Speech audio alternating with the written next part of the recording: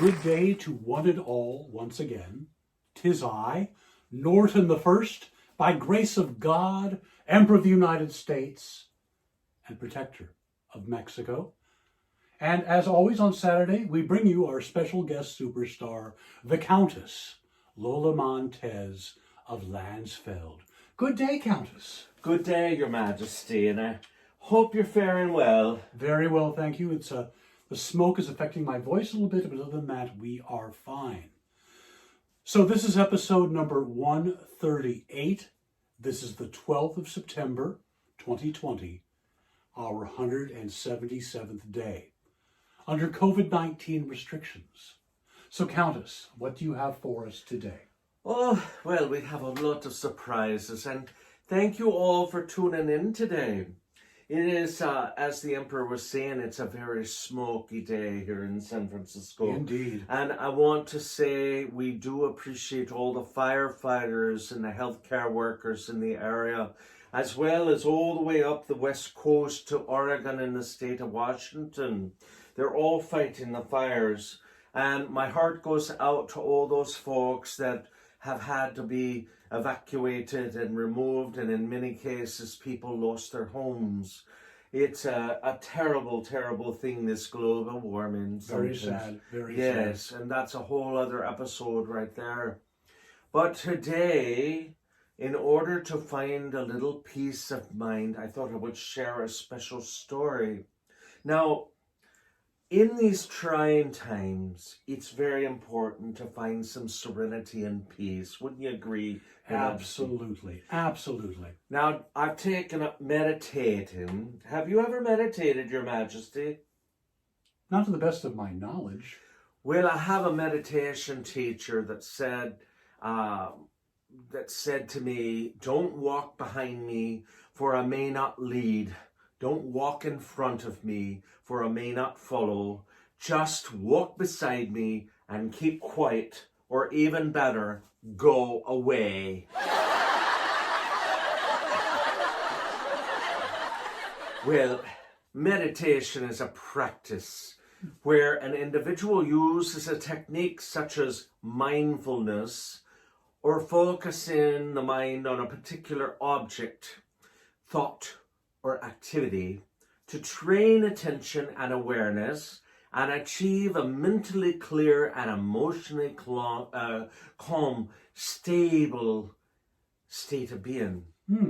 Now, I know the story that seeing his master on the other side of a raging river, a student waved his arms and shouted out, "Master, Master, how do I get to the other side?" And the master smiled and said, "You are on the other side."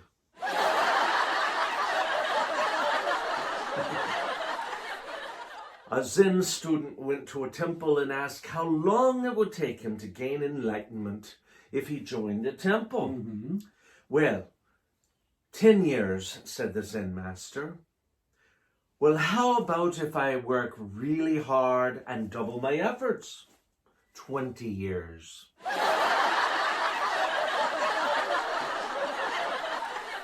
One Zen student said, "My teacher is the best. He can go days without eating." And the second student said, "Well, my teacher has so much self-control. He can go days without sleep."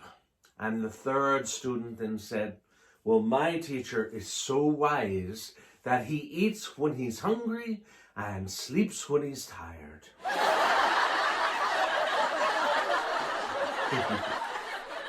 Two old friends met for dinner. "How's that husband of yours? Is he still unemployed?" No, not anymore." "Oh, well, some good news at least. What does he do now?" "Now he meditates." "Meditates? What's that?" "I'm not sure, but it's better than sitting around the house and doing nothing."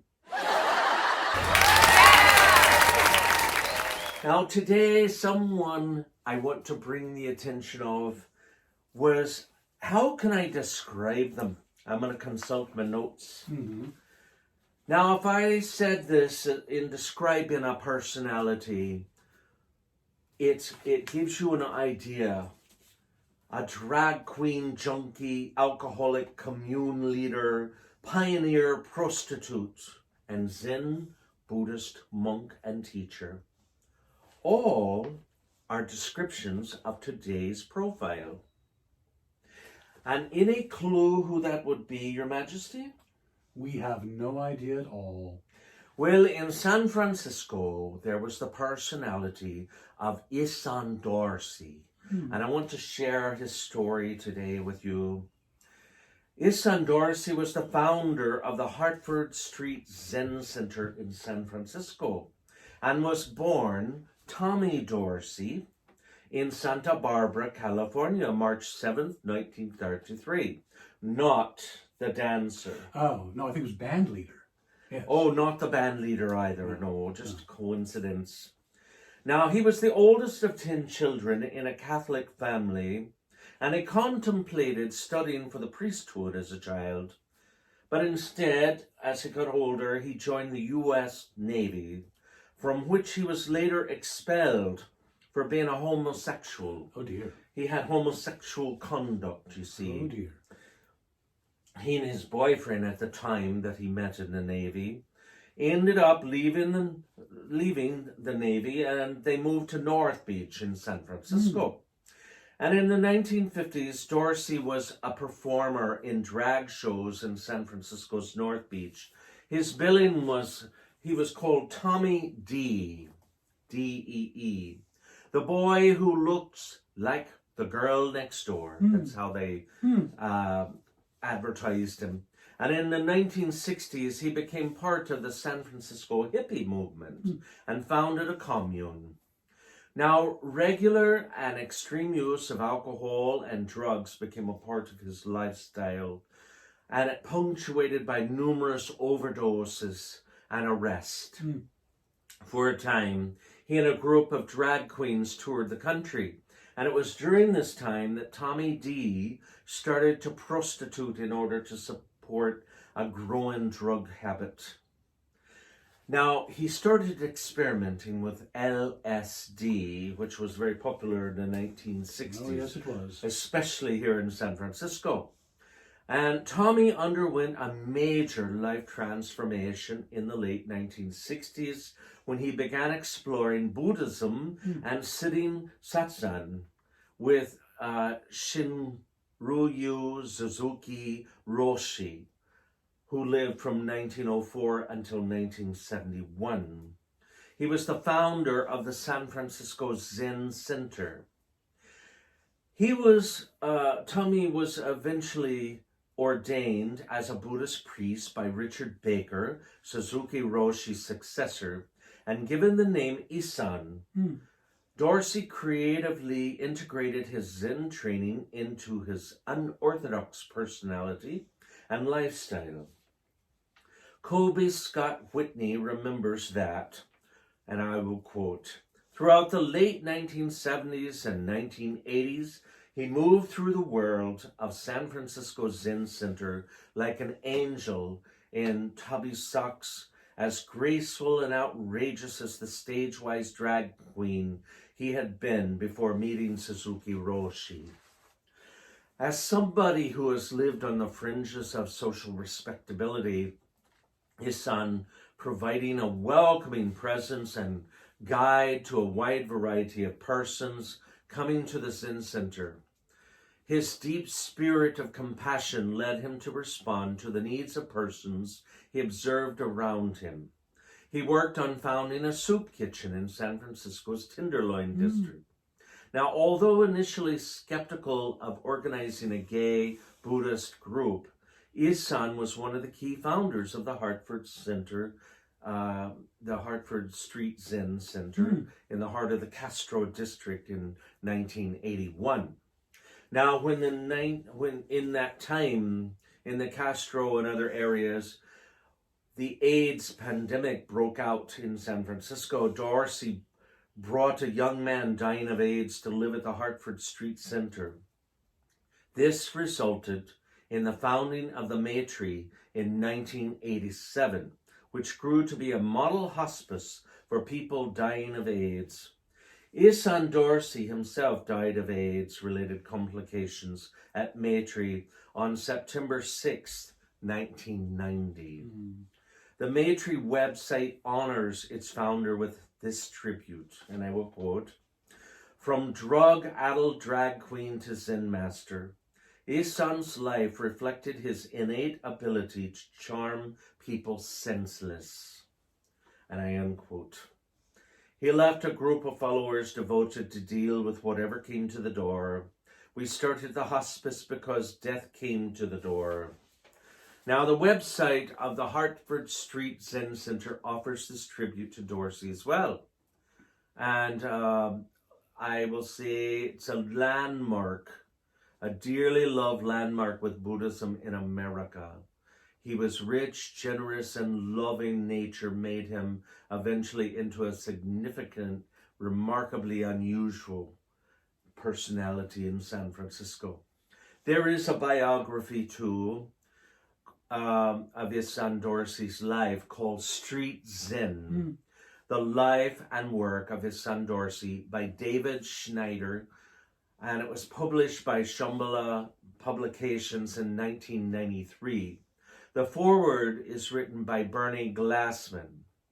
Now, David Schneider had a 20-year friendship with Issan Dorsey, and after 20 years of Zen practice in 1989, Dharma transmission from Zensatsu Baker to Issan Dorsey, making him abbot of San Francisco's Hartford Street Zen Center. Now, more information and biographical details can be found in The Love Mountain Path, The Examples of Issan Dorsey by Kobe Scott Whitney, published in the Shambhala Sun, March 1998. On September 6, 1990, Issan Dorsey died of the complications due to AIDS, and we will remember you and the light you brought into the darkest of times in San Francisco and other places around from the AIDS epidemic. So let that be a lesson as far as meditation and finding peace. Are you ready for a little more uplifting? Well, I am, and that was a wonderful story. I feel more enlightened having heard it. Wonderful, wonderful. Well, I think we're going to conjure up some fun thing here. Oh boy. Yes. So one of the people that I have always admired and loved her music, that was born Sophia Kalish, known to everyone as Sophie Tucker. And she was an international star of vaudeville, American burlesque, Broadway. Numerous music halls would host her, and she was in films.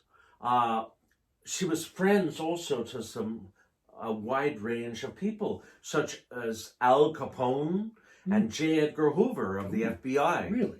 Whom, by the way, J. Edgar Hoover was a big old closet case, you know.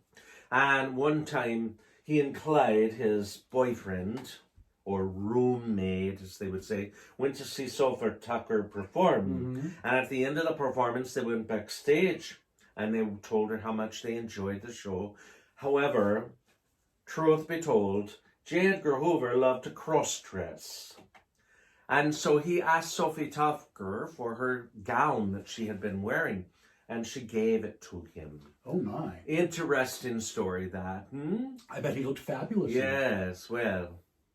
So that was, Sophie Tucker also could perform in Yiddish and English. She had many hits. And sometimes she referred to herself as the Tucker. She was quite an institution toward the end of her career, and it spanned over 50 years. The last of the Red Hot Mamas, famous for her songs like I'm a 3D Mama with a big wide screen, or My Yiddish Mama. And there's a whole story about that of a Jewish World War II soldier, and he loved Sophie Tucker, and he said he was fighting, you know, against the Nazis. Yes. And he said, once I get to Germany, I'm going to play Yiddish Mama in the streets of Berlin. Well, unfortunately, and the name kind of evades me right now of what the name of the soldier was, but he did not quite make it. Oh. But all of his buddies took the phonograph and the record player, and when they got to Berlin for 24 hours as a memorial, they played Sophie Tucker's Yiddish Mama. Oh, what a lovely story. Yes. Yes. And I think I want to bring her back with her big hit, Some of These Days. Oh, wonderful. But we're going to have to conjure a little bit, Your Majesty. Oh, okay. Okay. We'll have to focus here. Sophie Tucker, I love you early, I love you late, and now for a song that we just can't wait. Sophie Tucker.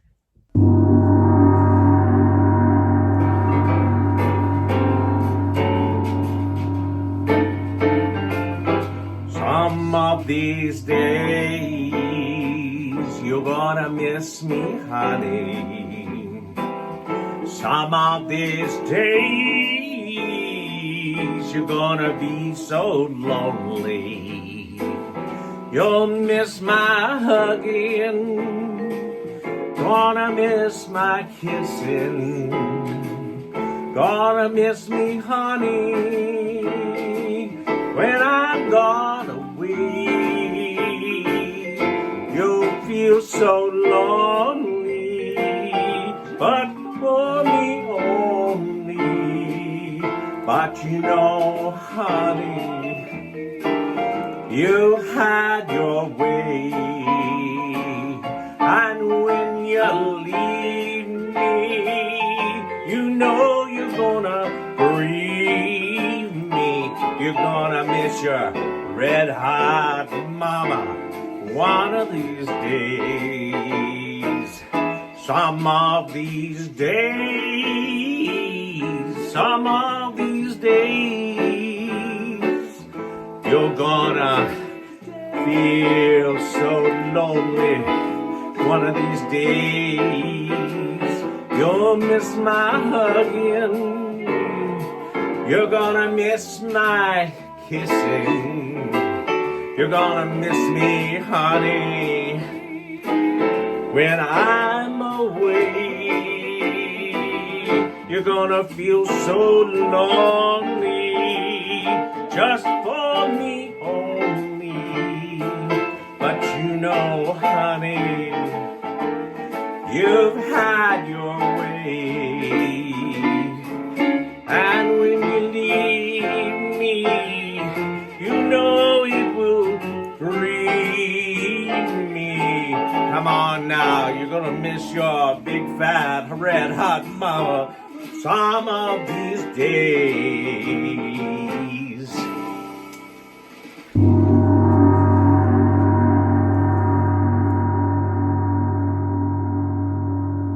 Oh, we're back.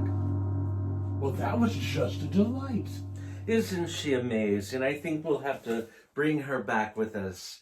Oh, by the way, let us know at comments below if you have any questions or suggestions for other historical stories you want to hear about in San Francisco or something of interest. And by the way, we do accept tips. Yes, we do indeed. Yes.